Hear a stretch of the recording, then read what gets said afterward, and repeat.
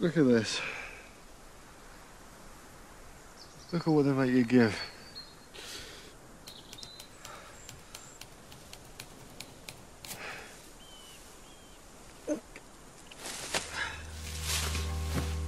Unlike most mainstream spy thrillers of the time, the Bourne franchise is one grounded in reality, opting out of the usual archetypes of the genre, like the charismatic womanizing spy who saves the world, and instead brings the scale and scope much smaller, examining the idea of an assassin with amnesia. As such, the series serves as a rather effective and thoughtful character study of a man grappling with his identity and humanity, in the search for freedom and redemption amidst the struggles of uncovering his troubled past, and all while facing such immense trauma and loss. And all of this is achieved within the confines of such a stripped-back spy thriller format, making use of a variety of cinematic techniques in unique and transformative ways as to tell this story with depth and nuance. In doing so, these three films reinvigorated the genre and revolutionized the idea of what an action film could be, ultimately leading to a major cinematic paradigm shift that would affect many action films to come, both for better and for worse.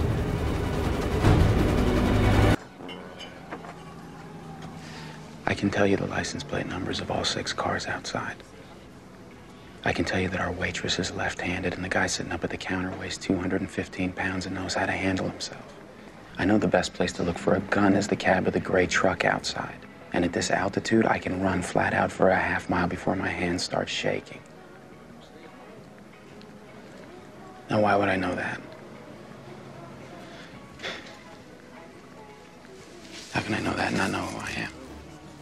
As has always been the case in the film industry, cinema changes with the times, moving in waves. It is almost impossible to pinpoint what exactly causes these shifts that embed themselves deep within the cultural zeitgeist, usually with no one film, person, or event triggering the tides.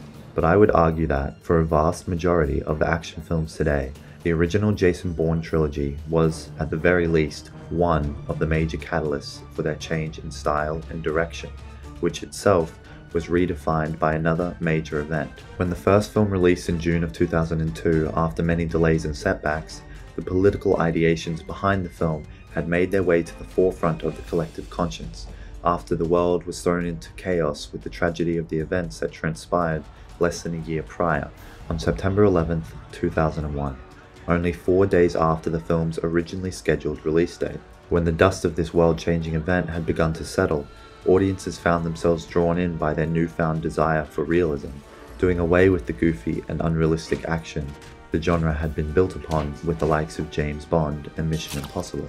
Likewise, the primary antagonists of the series weren't Russian or German or Chinese, as the film industry often tends to stereotype, but instead corrupt members of the US's own Central Intelligence Agency, an unconventional approach that no one behind the making of the film could have known would become as relevant as it did, as the US expanded its governmental control in the wake of these events, transforming the legal landscape with the expansion of executive power and a mass surveillance campaign even over its own citizens. Jesus Christ. That's Jason Bourne.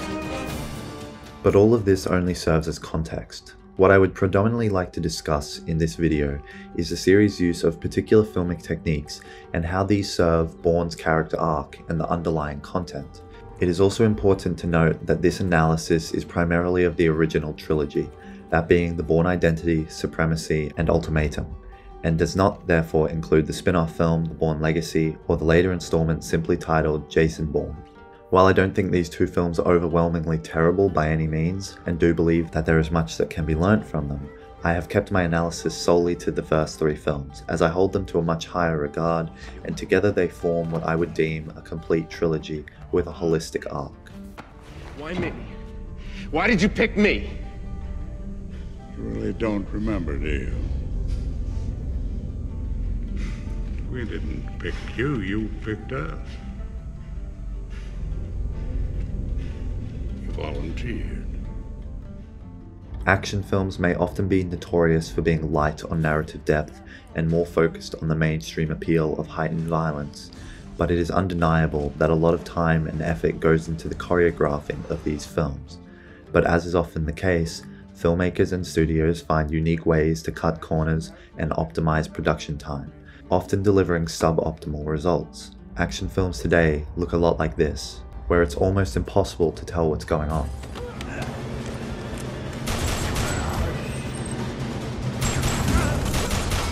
As opposed to the generally far cleaner action of the blockbuster-driven 80s and 90s, which looked more like this.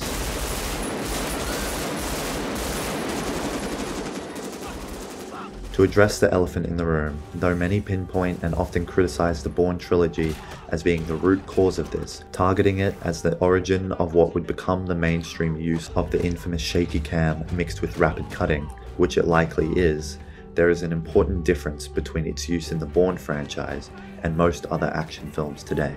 Most of these films use the cutting and shaky camera to obscure the action, allowing anyone to be an action hero. They cut away the moments of impact, switching between shots of action and reaction, creating the illusion of the impact without actually showing it. In the Bourne movies, this isn't the case. We see the full effect of each action, often with multiple blows occurring in the same shot, and this is despite each shot averaging 4 seconds in the first film, 2.4 seconds in the second film, and only 2 seconds in the third film. And this is because the use of these techniques in the Bourne movies is not primarily for the purpose of hiding the action, but as a visual manifestation of the content. Given our protagonist has amnesia and is thrown into a fish-out-of-water situation, unaware of his abilities or where he got them from, these techniques help to illustrate his state of mind.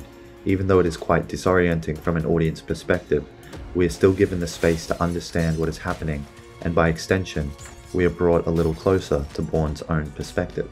In a way, the use of these techniques in this franchise is not dissimilar to how Nolan uses a non-linear storyline in Memento, telling the story in reverse as to place us in the shoes of the protagonist, who also suffers from a form of amnesia. Though it might not be considered as artistic or thoughtful as Nolan's film, and though these techniques now saturate mainstream action movies, there is still merit in how the Bourne franchise chooses to use them, as they primarily act to serve the content of the film, and our understanding of the character. That is not to say that there aren't other action films today that use these techniques to great effect, it is just a shame that they have become so overplayed.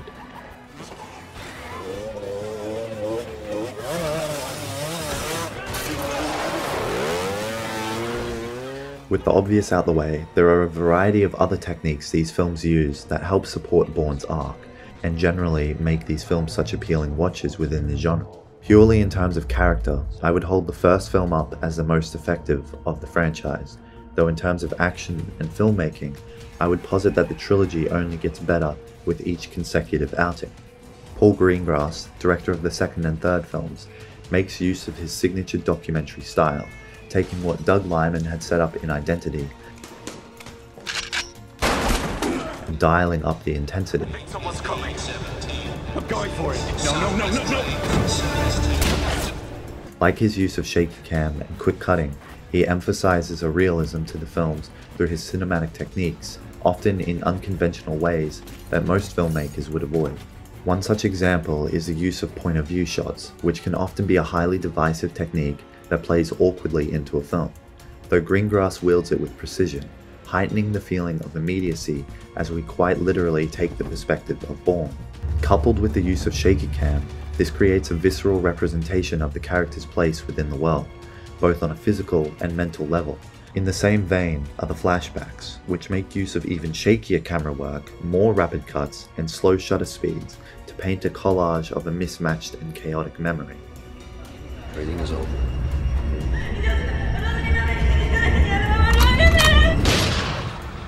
Perhaps most in line with his documentary style, Greengrass makes use of zoom lenses, which is often used to the exact opposite effect than it achieves here. In essence, a zoom takes us closer or further away from the subject in frame. If we imagine the camera lens to be like our eyes, we could move closer or further away just as the camera could in what is known as either a push-in or a push-out, but we cannot zoom. As such, it creates an unnatural effect, so often the use of zooms in films takes us out of the action. However, Greengrass is able to use it for the exact opposite effect, and it's in tandem with the aforementioned techniques that it is successful in these films. Instead of the unnatural effect pulling us away, it pulls us in, because like the handheld shaky cam, it mimics the feeling of an observational documentary, as if everything happening in front of the camera is real life. Given the use of the other more subjective techniques, such as the POV shots, it again mimics Bourne's own mental state. It also thematically plays into the film, given the spy plot, mirroring the feeling of being watched that is so integral to this trilogy and the genre in general. There was a girl in Paris. She's part of the program. She used to handle logistics. Alexanderstrasse. 30 minutes under the world clock. Send her alone. Give her your phone. What if I can't find her? It's easy. She's standing right next to you.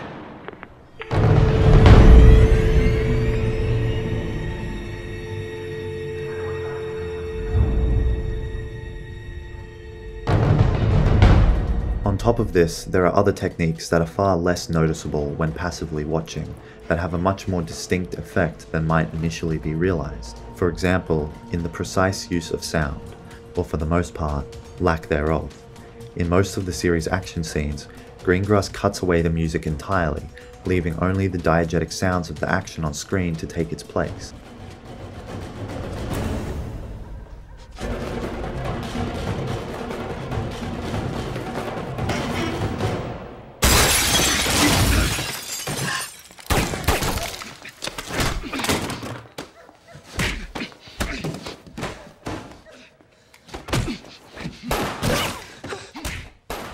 Like the shaky cam that places us in Bourne's perspective, this helps to enrich the realism and bring us into the action, with each beat of the choreography creating a rhythmic pulse throughout the scene, instead of being manipulated by external sounds, or again, as other films do, using sound to hide the flaws in the filmmaking. We are allowed to fully experience the action as it happens, like Bourne himself. This also strips away any romanticizing of the brutal and graphic violence, which helps to contribute to the characterization of Bourne, who though has come from less than a perfect background and is less than a perfect person, is trying to seek redemption, with each act of violence to him lessening his humanity.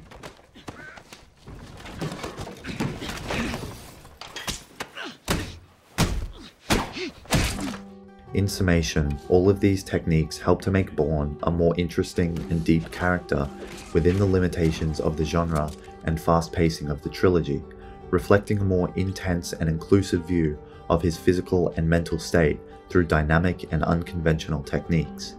And yet, these are only a handful of examples across the trilogy, and though all of them have been used by other filmmakers at some point or another, the original Bourne Trilogy stands out from its contemporaries. And this primarily comes down to the story. After all, what is the point of experimenting with techniques and redefining a genre if there is no substance in the content that makes use of it? Where the Bourne movies stand out most in my mind is their dedication to building a simple but solid story. Though these are undeniably action films, the emphasis is placed on the character that drives it. The fight sequences, car chases, and constant games of cat and mouse all just serve as the context that packages the story. This is why each film in the trilogy makes use of only one major explosion, allowing the characters' motivations to drive the story, saving the one explosion per film for the most resonant moments of built-up tension. Because at its core, this trilogy is about more than an action-packed spy adventure. It's about a man discovering his identity, almost as though a coming-of-age drama in disguise, buried deep within the conventions of a spy thriller.